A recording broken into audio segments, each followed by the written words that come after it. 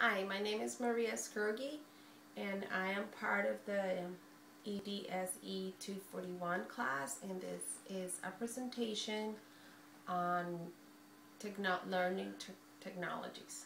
I'm going to talk about, since I'm an early interventionist, I've been an early interventionist for about 10 years. I mostly do home interventions, home visits, specifically to Spanish-speaking families. Since Spanish is my first language, and usually it's in the Santa Clara school district. I'm not affiliated with any school district per se or center base, so it's just basically home base.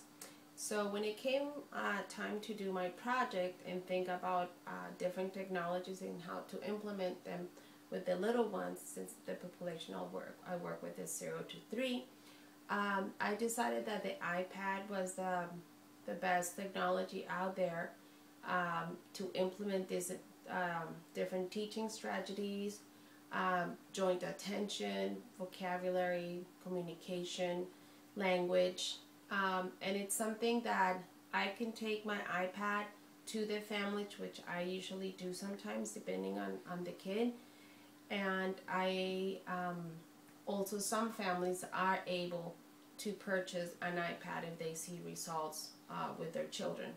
Usually I use the iPad for those kids that sometimes have more tendencies to be in the spectrum. Before 3, there are not a lot of kids in my caseload that actually are diagnosed or have a positive diagnosis for autism. But if I see red flags, or if I see things that the kids are showing some symptoms on autism, I sometimes say the iPad to enhance language, and also what I've learned is they can use it for language, or you can use it for those kids that they're lower developmentally to start using switches. And the iPad, I found a great program that you can just press the button and work with the kid in trying to say yes or no, or maybe just even touch, just very basic cause and effect, to later on, to prepare those kids to later on use more pictures and stories and other uses of the iPad.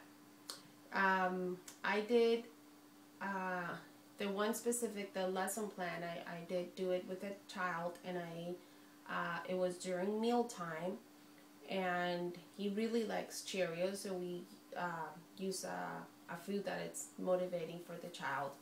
And every time the child wanted more, we started using hand over hand for him to press the green button, requesting for more.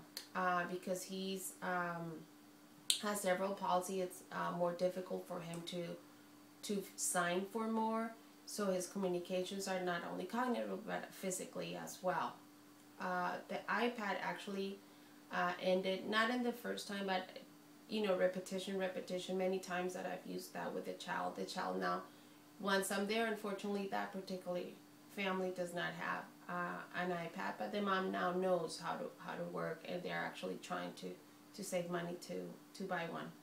And the one thing that with those kids is positioning. You have to position the kid correctly and the iPad correctly, so it's basically where the child has the most mobility in order to press the switch.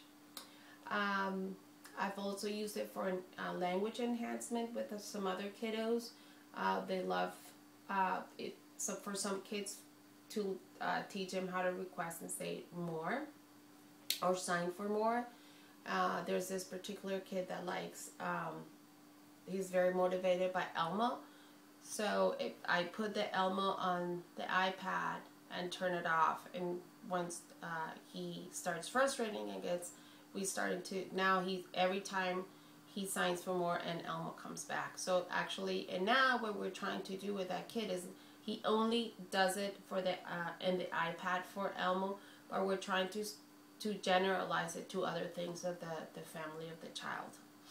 I am not a technology savvy person, never have been, so I was very scared at the beginning to take this class, but I've learned not to be so scared.